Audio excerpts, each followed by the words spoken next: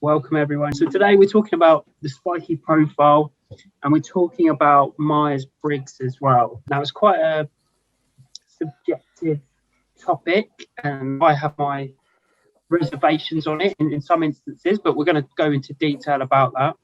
I'm joined by Assertive as well. Assertive, can you give a little intro? Yep. Hi, I'm Yasura and I joined Exceptional Individuals in January, and part of my role is to do delivery, which includes webinars and coaching. The other bit of my job is to work with our business partners. Cool. Thanks, Yasura. We're going to be talking about personalities, how you overcome problems, how you overcome challenges, the different ways of thinking, the different ways of processing information, how you are around people. This first screen, can anyone count to 52? So there's 54. There's 1 to 54 on the screen here, and it's in a pattern. And some people pick up the pattern straight away. Other people, it takes a bit longer. It just depends how your mind works and how different. So can anyone see on the screen? You have to count consecutively 1, 2, 3, 4, 5, 6, 7, 8, all the way up to 54. If anyone completes, I'll be very impressed. In the top left there, you can see a red number 1. And then can you see a number 2 and a number 3? Did anyone get to 54? I actually did. I got to 54. Oh, well done, Sarah. Could you tell us how you did it? Did you see a pattern? Have you done this before? No, I haven't done it before, but I am dyslexic, dyspraxic. So you're going from the top down like a zigzaggy, then you hit a point and you go straight back up to the top. Oh, wow. That's a really impressive way of doing it. Did anyone else get to 54? I'll reveal to you the pattern. Someone got to 27. Angel got to 38. 39. 39. Okay. Right. Let me do the big reveal and you can see how it worked. With this, what we're looking at today, some people will be fantastic at finding patterns. That was very impressive that someone did it as a zigzag. That isn't actually how it's suggested to do. This is what people on occasion can pick up. If you look there, you put it into different squares and you just find the next number in the next square. So 1 is the top left, 2 is in the middle, 3, 4, 5, 6, 7, 8, 9, then back to top left, 10, 11, 12, 13, 14, 15, 16, 17, 18, and so on and so forth to 54.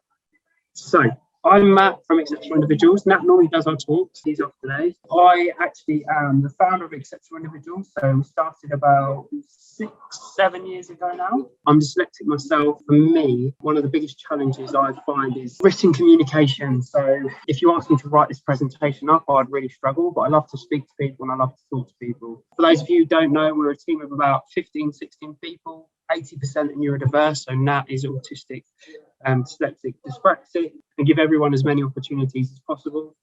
We're a social enterprise, so all the work we do with corporates, we then use to support people for free that are out of work. So we're not a charity and rely on donations. We actually consult with corporate partners, and then we'll make sure we support people for free on the other side. I'm just going to quickly talk about the Spikey Profile. This obviously is a really good illustration of neurodiversity, about how we have superpowers and we are very good, for example, mathematically or analytically, or we may not be as good in communication. But as you can see, that's why it's called spiky, because they're actually spikes, and that really, it means that you score really high on a profile test, for example. Yes, so the Spikey Profile. Thank you, Sada. For any of you that want to find out your own Spikey Profile, it's something we've been developing over the last kind of 5 years, so you can have a go at it as well. Sada, go ahead. Yeah. So Myers-Briggs was actually created by a mother-daughter team in the US in early mid-20th century. And an interesting fact is that the mother and daughter were quite interested or inspired to research personality types when they met Isabel, the daughter's future husband, Clarence Myers.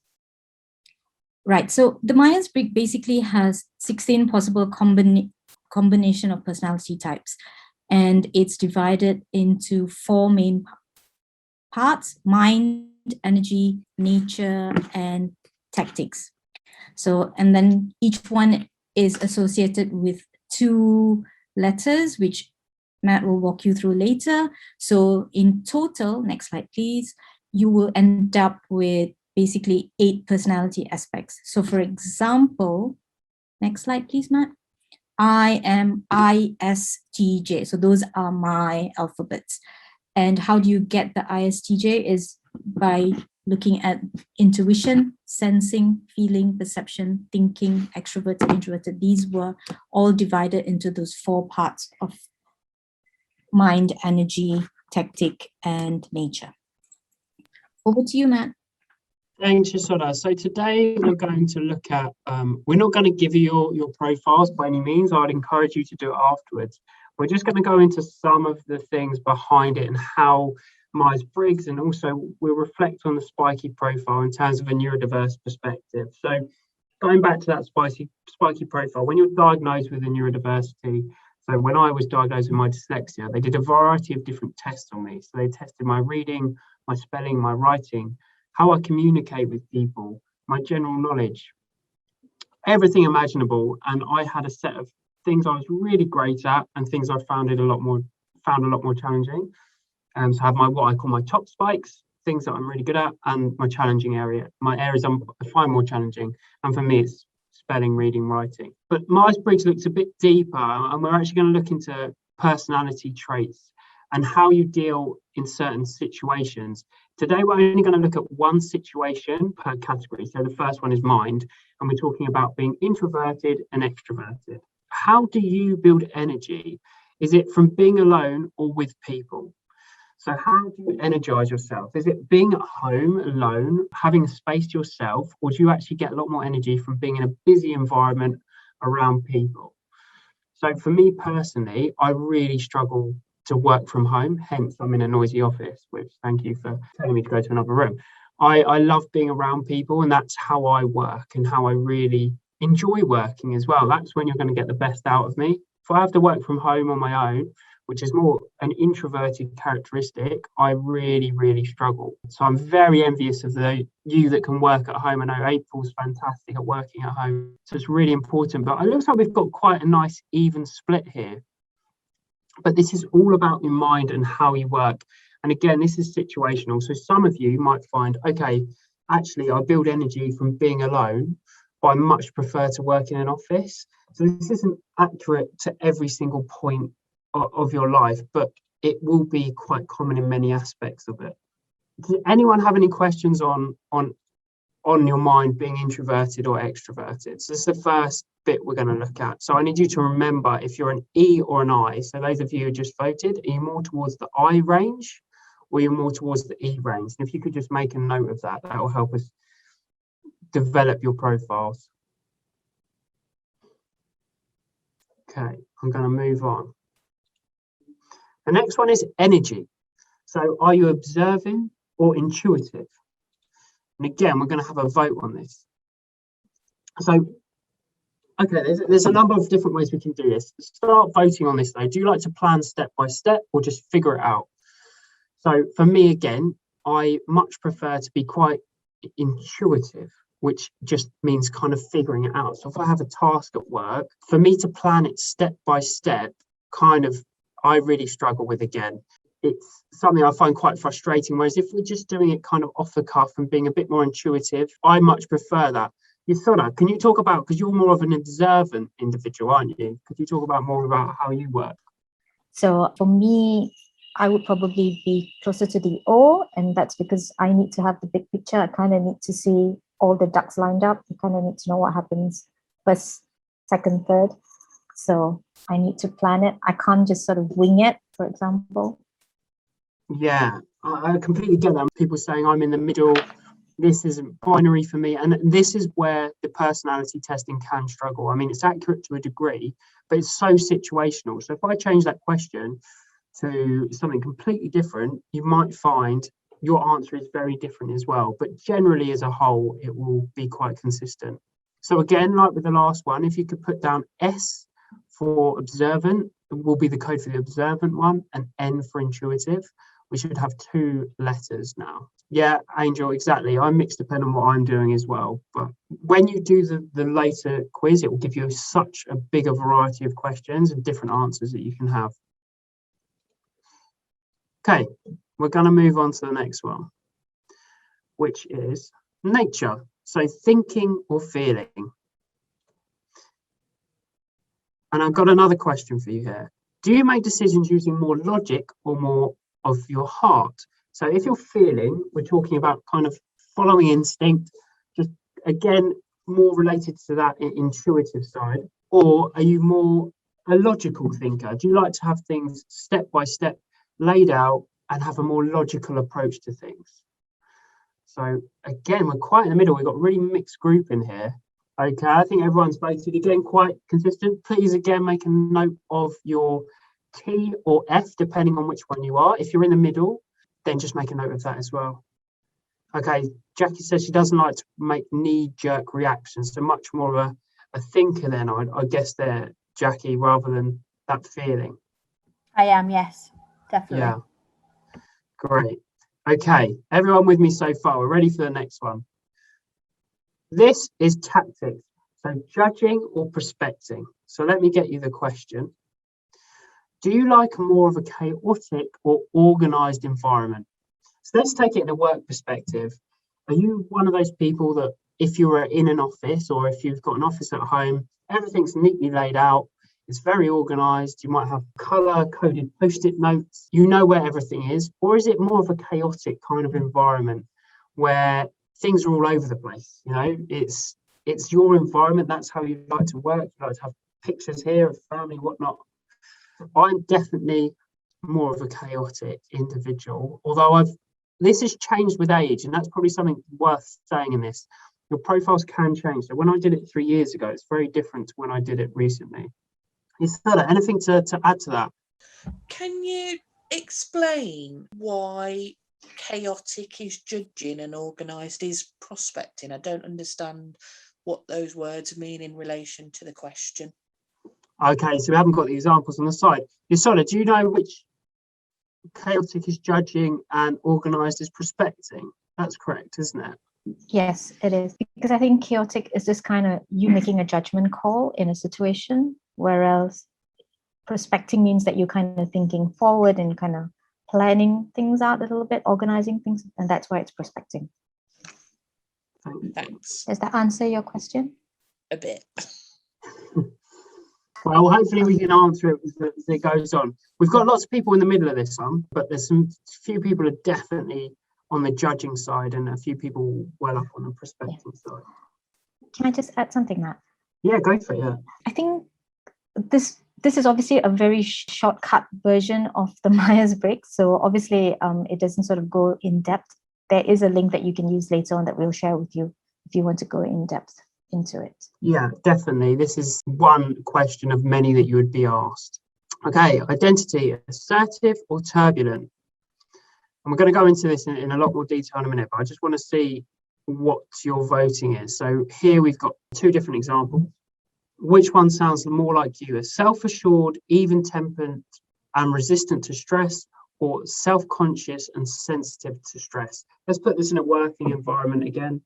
If there's conflict within the office or conflict within your workplace or conflict at home, and this is where it gets tricky, isn't it? Because some of you might be quite self-assured at home, but in the office it's the complete different. Which one do you more relate with? So we've got lots of people that have said self-conscious and sensitive to stress, and I completely can empathise with that. I would say for me personally, I can be quite resistant to stress just because of the role I'm in and the different things that get thrown at you. It's something that I've learned over time. And going back to what I said earlier, this can change over the time and most definitely can change on the situation depending what you are in. So we're going through the questions. Now Yasola's going to talk in a bit more detail about the different roles of these, so the next layer. Okay, so basically what happens is once you've done that basic personality test, we talked about the 4 parts, then you generally get grouped into 4 roles, which is analysts, diplomats, sentinels, and explorers. Next slide, please, Matt. And I'll give you an example of each role. So an example of an analyst is someone who is rational, impartial, was very intelligent. And obviously we've used Bill Gates here as an example. Next slide, please. And the next role is diplomats. And A diplomat is obviously someone with a lot of empathy, diplomatic skills, passionate idealism, and I think Martin Luther King is quite a good example of that. Could anyone walk on these examples? Obviously, we had Bill Gates, the last one. Sort of, you're familiar with Bill Gates, why he might consider himself to be more of a analyst? Only because he falls under high intuitive and high thinking personality types. He's a high N and T. Okay, so he's high those, and the rest of you should have 4 letters now, so you should be able to relate with some of these, obviously, in your very shortened version. And then Martin Luther King, obviously. Do we know which one he comes under? Does he come under campaigner? Or is it protagonist? I can't remember exactly, but I can't remember exactly as well. But the reason he's a diplomat is because he's high and intuitive and high feeling. He scores very high on F. So high empathy, yeah. So sentinels tend to be very observant and judging personality types. So they're known to be practical. They focus on order, security, and stability. And yeah, for fun, we've put Captain America being practical and focused and stable as an example. okay.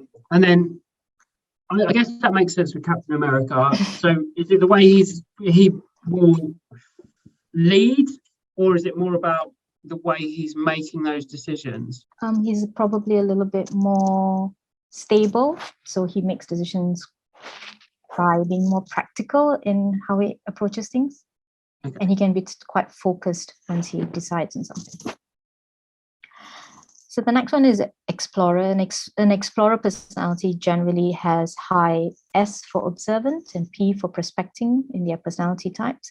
So they're known to be spontaneous, flexible, and have ingenuity. So an example of that is Michael Jordan. And why Michael Jordan? I'm going to push you on it, Isola. Why Michael Jordan? I think only because of he's quite observant, and he can kind of think on his feet, like when he's playing a game, for example. You know, he probably hasn't practiced that version of, you know what I mean? And he just kind of thinks of it, and then he does his dunks and his 3-pointers, which just comes to him naturally. Nice. Okay, over to you, Matt. Okay, so here you should be able to pin. People got the opportunity to pin where they are. I want to see what the kind of people from what we've done, that initial quicker version of the Myers-Briggs test, where you might identify. So we've got someone on an EFNJ, caring, enthusiastic, idealist, organised, diplomatic, responsible, skilled. Okay, great. Everyone's pinning now. That's fantastic. We've got an INFP, an INTJ. How accurate do you find these? Are you finding this relatively accurate or not so much at the moment? How's that making people feel? Anyone got any comments on their personality type and why they think it's accurate? Lisa's saying not accurate for me. Any particular reason why, Lisa? Oh, Anastasia, that's really interesting. So you've done it multiple times and it always comes out the same one. Mine changes, but this is accurate. I react differently in many situations. And yeah, this is why I think I struggle a bit with the Myers-Briggs, and there's lots of others out there. And I definitely think it's worth exploring. I think it's so situational, and not just situational as in the situations you're in, but also the time of your life, where you're at, what journey you're on, what's been going on in your home life to kind of helps you fall on these. There's going to be some commonalities throughout your life, and there's going to be some things that you always find are consistent, but I think you can kind of move across this board, not too much, but definitely on occasion. We've got lots of INFPs here and ENFPs, so enthusiastic, creative, spontaneous people. And when we relate this to neurodiversity as well, obviously everyone with neurodiversity, if you've met one person with autism, you've met one person with autism, and they're all very different. Same with people with dyslexia, but there are some common things and some common personality types that reflect the different neurodiversities as well. So here we are again with a bit of a breakdown on all the different ones. And like I said, I'll definitely encourage you to do this afterwards. A lot of the names make sense. A lot of the names kind of explain themselves. We've got entertainers, entrepreneurs, adventurers, defenders, executives. Okay, Lisa, that's really interesting. Type results should be fairly consistent within a 7-year cycle unless significant change has occurred. I like that. Yeah, lots of ENFPs. I actually came up as an ENFP the first time I did it, and then I went to ENFJ, I think. I'm going to go a bit deeper now into the different strategies.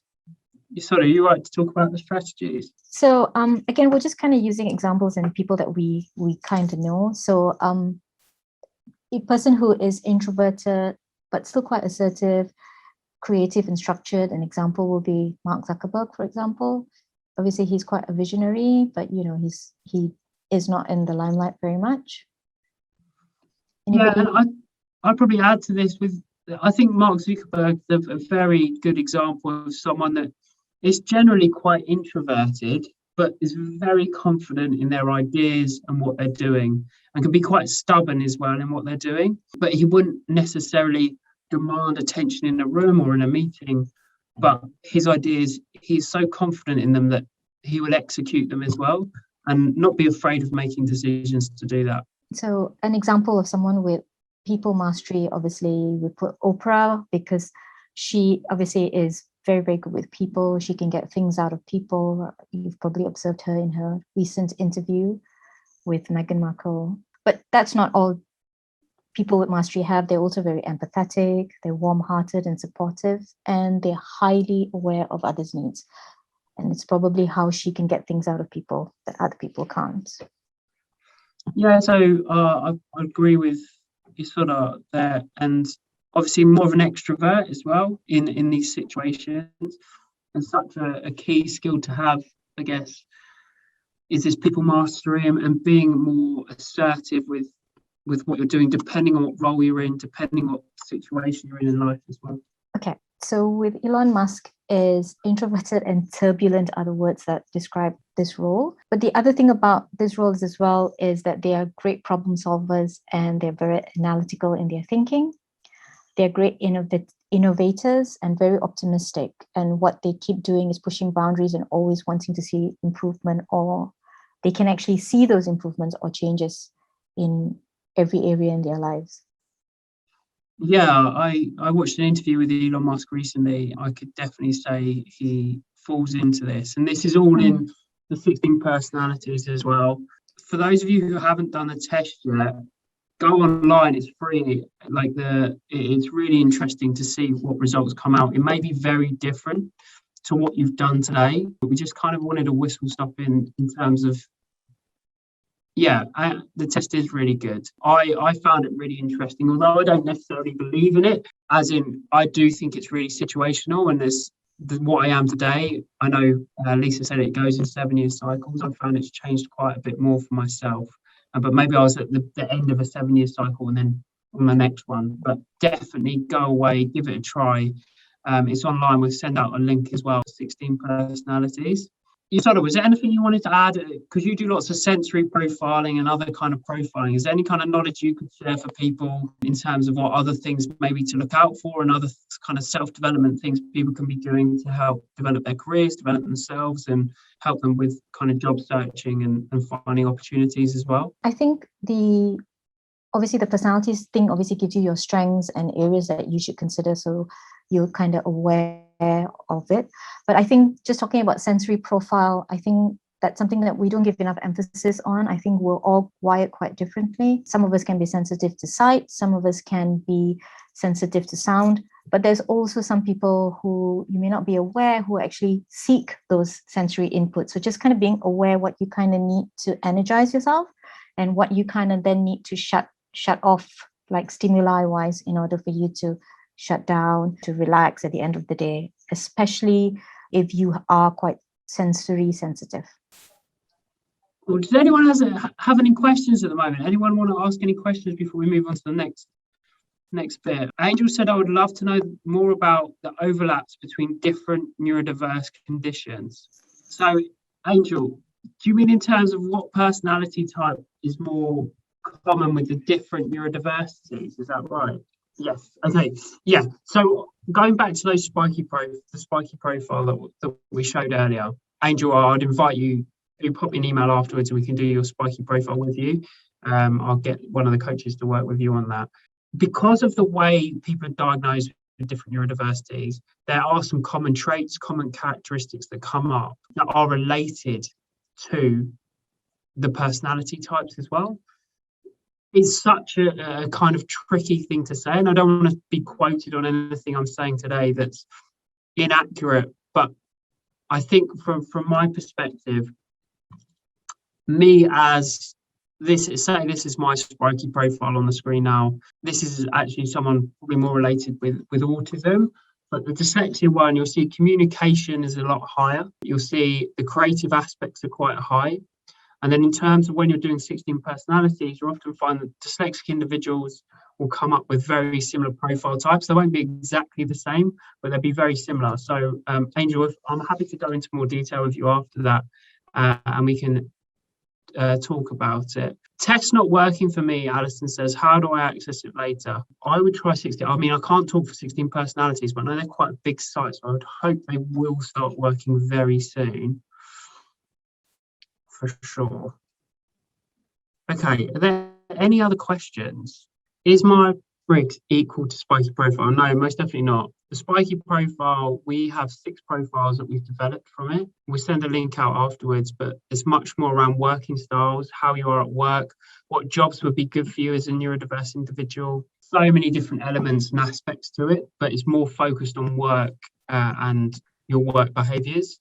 Whereas 16 personalities, once you've done the test, you'll see what celebrities you have most in common with. You'll see literally everything about your personality. It goes into a lot of detail, love, relationships. There's so many different things that they explore, whereas the Spikey profile is definitely more focused on work, challenge areas as well, things that you might find more difficult and solutions to that. And also opportunities, what employers are looking for your type of neurodiverse profile, just because of our background. And obviously, as an organisation that works in employment, it's really important for us to do that. Yeah, there is a Spikey profile test, which we'll send over to you. It's a beta version, so don't share it publicly, but everyone that's come today will have access to it. So I'll make sure that gets sent out. Okay, well, how accurate was it for you, Yasodha? Can you talk a bit more about yours? Yeah, mine was quite accurate, and I use it quite a bit when we're talking about identifying strengths when we're doing my coaching, when I do coaching with neurodiverse candidates, and most of them actually find that is quite accurate. And a lot of times, sometimes I think we don't see those things as strengths, and it's quite nice to then be put under the strengths column to say that actually that is a strength. It's not a limitation or a challenge, for example. So yeah, just wanted to say that it can be quite positive. That's helpful. So I'm going to share this link here. It says what the Spikey profile is, how it works. You've got all the different information here. We're not asking for any details about you. You can just put a fake email address in if you want to share that. Create a password though, remember that fake email address, or put your real one in. I really don't mind. We're not trying to get anything from you in this, just we want to develop and help you understand. It's a series of questions. Don't guess the questions. Guess the answer, because if you guess the right answer, it's really going to mess your profile up. So if you don't know the answer, especially for me on the maths ones, I hate it, just put cannot say, and it will help give us the most accurate example of your profile. I'll put that link in the chat there for you, and then people can go and do it. Okay, got another question here from Maxine Weaver. Hi, Maxine. What organisation, in your opinion, are doing well to actually recruit a more diverse workforce? So at the moment, we're going through this kind of neurodiversity. It's become a bit of a popular word, especially in HR and the communities. And one thing we're really conscious of is running neurodiverse programs with organisations that are doing it to potentially tick a box or say they're recruiting neurodiverse individuals. So we're really sensitive to that. So any organisation that works with us have to have gone through quite a significant training program before we even get to that point.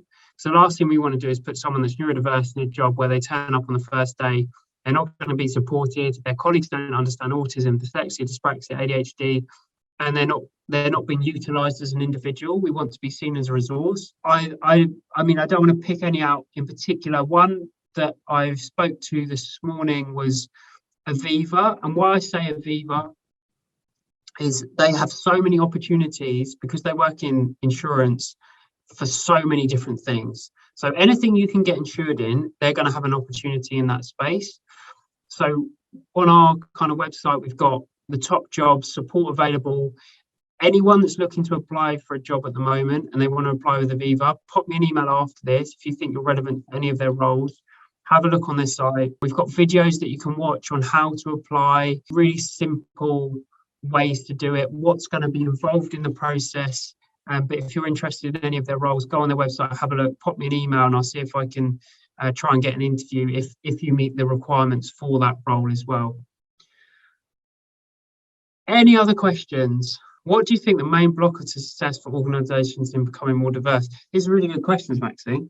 Line manager, what do you think the main blocker of success for becoming more diverse? Okay, so look, one of the struggles we've had over the last 6 years is you'll go to the top, you'll go to the HR director, and they'll say, yes, my daughter's dyslexic, my son's autistic, we'd love to work with you. What you see is the communication from the tops, from those head offices, to get that throughout the organisation is the really tricky bit. And at the end of the day, you put line manager, a lot of the times they'll be the ones recruiting the individuals. So the HR director doesn't do all the recruitment and all the interviews for all the other individuals. So it's how you communicate neurodiversity to the whole organisation, which I think is absolutely vital. Talking about personality types, talking about spiky profiles, understanding that people work differently, have different solutions to things, have different ways of doing things is so vital. But when we're talking about neurodiversity, we're talking about that in an extreme sense. As a manager of 15 people, 80% have some form of neurodiversity. It's been such a learning curve for me over the last 6-7 years. It's been really interesting as well. And we've had to develop ways of working with each other well beyond the norm and practices that include everyone, that make everyone feel welcome. And we're still learning, and we're learning today. But yeah, it's really tricky. But I'd say the blocker is just getting that message, especially in bigger organisations, is communicating with the whole task force. There's no point in just doing a recruitment program if when the person joins that team, it's not going to be anything in place. And for those of you who have been in work, probably have experienced this. I had to hide my dyslexia in previous roles as it would be frowned on. Yeah, definitely. And it's about disclosing, having the opportunities to disclose. When are you disclosing? The amount of calls we get from organisations where they say, we're having a problem with someone. Can you come and help us? Can you come and fix this? And the fixing needs to be at the start. We want to make sure there's things in place before we even get to that problem stage. So yeah, it's really interesting. We'll probably run another session on personality types. I appreciate that was very quick. I would encourage you to go and do it and then utilise our other services. If you want coaching, if you want job coaching, we've got coaches. It's all free. It's really important to me that everyone has access to this, regardless of your background, what you're doing. Send your CV in. Come to other workshops. Nat will be back next week, and you'll have, or Ruth, who are both fantastic, and we'll be able to go over any of this again. But yeah, if there are any other follow-up question, yeah, the person needs to fix, not the organisation. Linda, are you saying that the companies say that the person needs to be fixed, not the organisation, whereas actually it should be the organisation, not the person? Okay. Hi, sorry. No, I was actually trying to say that the organisation's view is that the person needs to be fixed, not the organisation. I thought so. Yeah, absolutely. It's always that's the problem that we've had. It's always the person when people approach us. And that person is just left languishing because nobody knows what to do with them. Yeah, no, we completely agree. Change is happening. It's on the way, but it's definitely a problem. And it's so difficult, isn't it, that you want people to understand, you want people to learn, but there's so much learning that still needs to be done, especially when you're in neurodiversity. And obviously it's so in flux as well. Even the language you're using, I hope I haven't upset anyone with the language I'm using today, but we get called out all the time for things we're saying because people have different views and opinions. But yeah, I made an earlier comment about the ethos of the organisation. There's one that's written down so they can get disabled confident, and then there's the actual reality.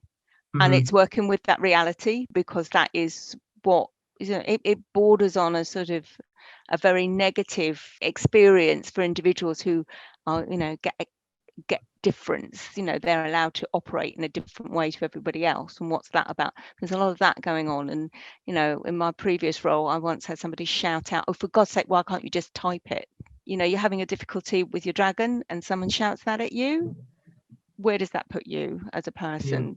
You're having to deal with the fact that your system's not working, but you're also having to deal with the fact that someone's expressing a lot of hostility towards you. And then the managers will actually not deal with that hostility in an organisation that on paper says it doesn't do this.